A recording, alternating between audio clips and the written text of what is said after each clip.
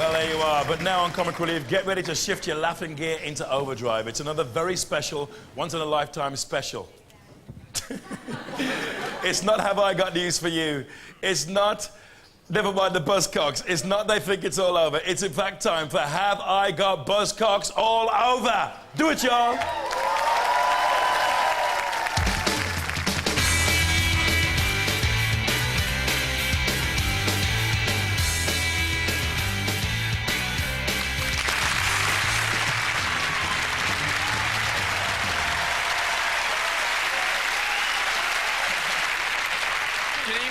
Welcome to this thankfully unique attempt at a news pop sports quiz. Have I got Buzzcocks all over?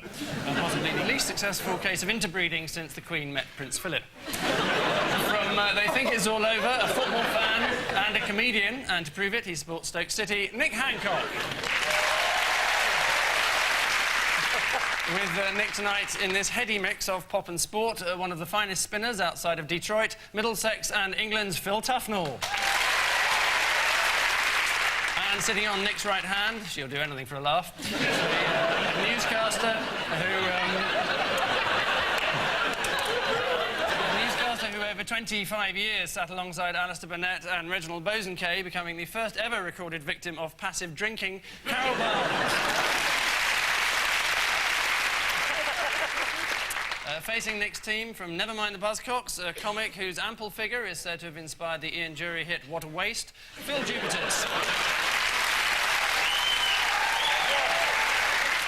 On Phil's team, a wild man of rock who ruined the British Comedy Awards a few years ago with his crazed, incoherent ramblings and is now suing Michael Barrymore for plagiarism. Please give it up for Meatloaf.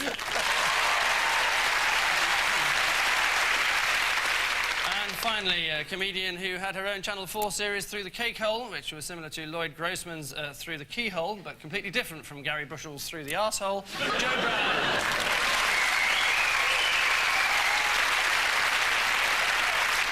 So the firstborn of this unholy marriage is the odd one out round. Nick, your team push off with George Bush, Kenny Dalglish, Brian Poole and Harry Enfield. No, it's not that I'm looking at your willy there, mate. It's just the screen's down there. Sorry. Why aren't you looking at it? Well, no. What's the point in getting it out if you're not going to look at it? Well, I've got to squint at both of them, mate. Well, I was just going to say, George Bush said, read my lips, didn't he? No more taxes. Right. And you have to read Kenny Dalglish's lips to actually understand what he's saying. Has that anything to do with it? Interestingly not, actually. Well, George Bush's son is running for Senate, isn't he? Mm-hmm. Bush Jr. Yeah. Paul Dalglish pays for Newcastle. Does he still at Newcastle? He's still at Newcastle. Yep. I think it is that all of their sons, apart from Harry Enfield, have followed them into their careers, whereas Harry Enfield's father followed him into his career. Is sadly the right answer.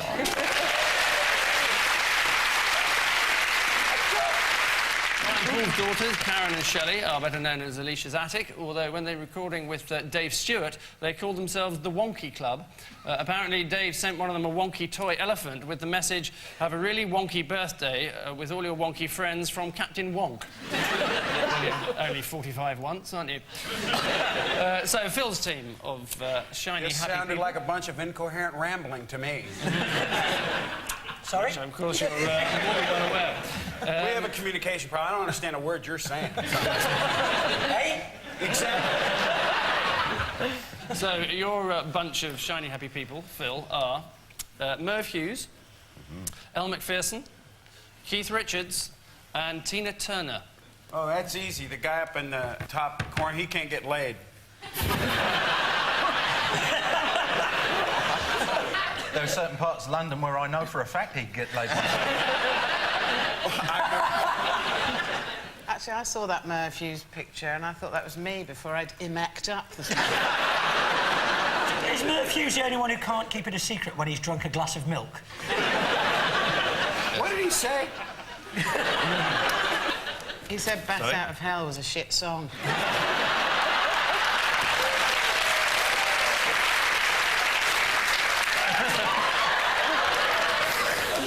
Sorry, can I drag you back to the Yeah. question? It seems irrelevant, I know, but... Is it an insurance question?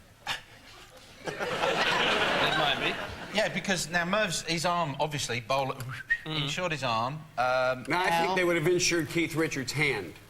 Why? He's a guitar player. Oh, right. You see, when you think it through, Angus, it's logical.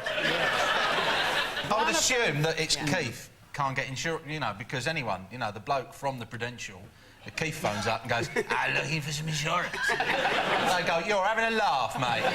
Imagine Keith Richards putting down a glass of wine occasionally with meal. No, you were actually right. Keith has insured his hand, or part of his hand, because So it was he a is insured, so guitarist. one of the... Right, I'd say Merv is, because I read it, Keith is... I reckon the Australian girl isn't, for some bizarre reason. Because she is the body, and they've all insured parts of their body. Is it that? Is the right answer. Very good. I bet you understood that,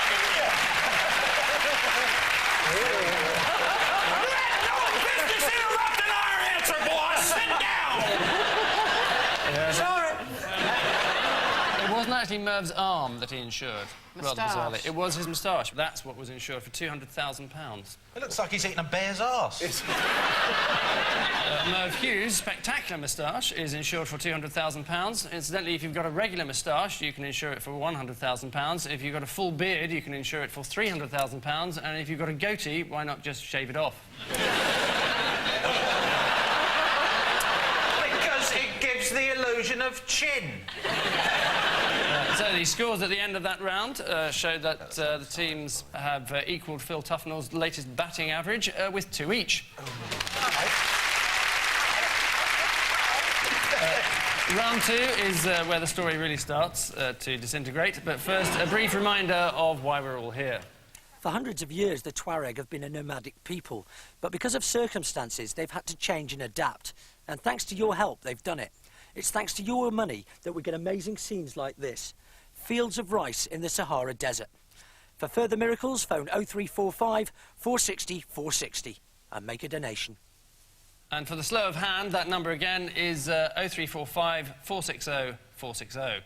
So for round 2 then, we get a bit more physical. For Nick's team, we've bastardised, in a very real sense, a popular favourite from They Think It's All Over, as we invite Nick and Phil to feel the pop star. So as... He's not touching me, man.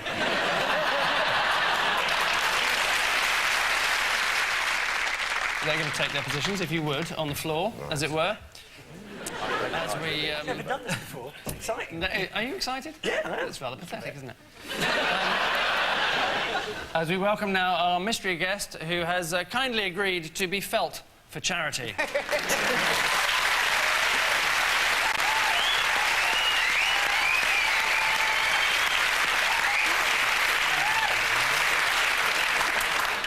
So, you have 1 minute. You have 1 minute to put a name to the shape, starting now.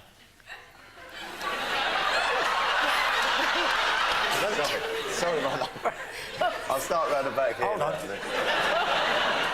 Hold on. Do that little giggle again. Oh, it's Samantha Fox. Is The right answer. No!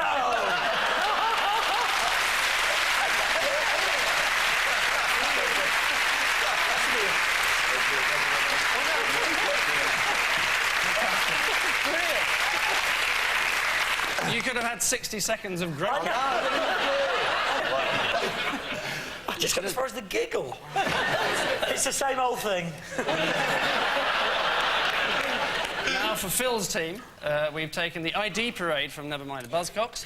But as a special treat tonight, the person to be identified is none other than Peter Kilfoyle, the bassist and singer from the virtually unknown 60s band The Hungry Eyes. In fact, they're so obscure, there is no available footage of the band. So here, for the audience only, is Peter in action in his current job. I suppose now he'll compound his confusion and tell us that he bears no personal responsibility for the appalling slump that is devastating Britain today. So, Phil's team, Which of these is the real Government Minister for Public Services, Peter Kilfoyle? Is it number 1, the MP? Is it number 2, the OAP? And number 3, the hippie? And number 4, the whoopsie? Or number 5?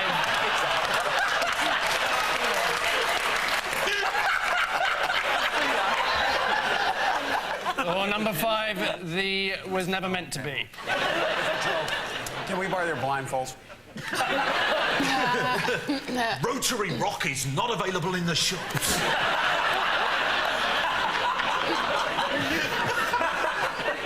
I think it's about the only band in existence I could be a groupie for.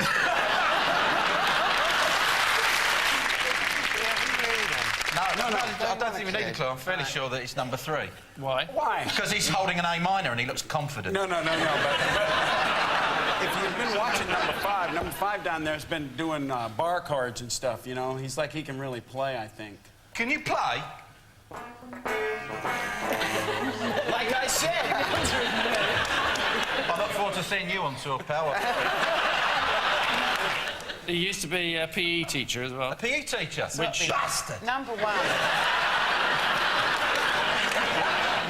Number 3, just to get it over with. Okay, number 3. Will the real Peter Kilfoyle please step forward?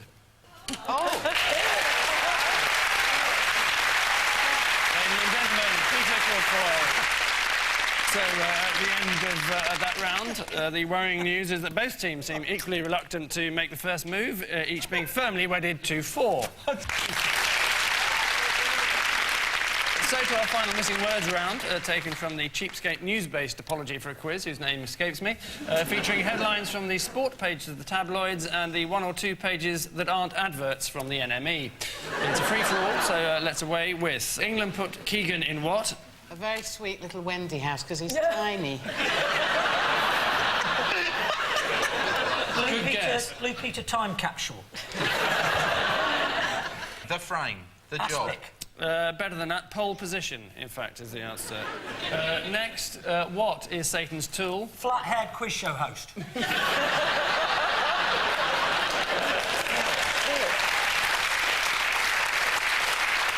Peter Stringfellow. It is, in fact, a publication we've already...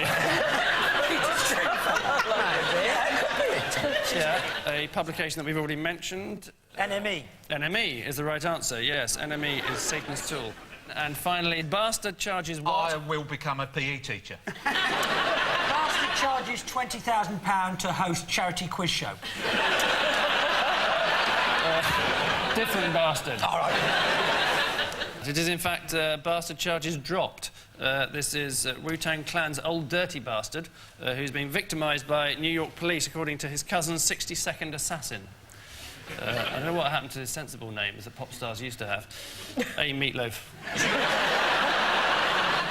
Which questionable answers mark the end to this quizzical mishmash, not to say mismatch. And the situation is that tonight's Paul Gascoignes are Phil's team with 4, whilst tonight's Bambi Gascoignes are Nick's team with 5.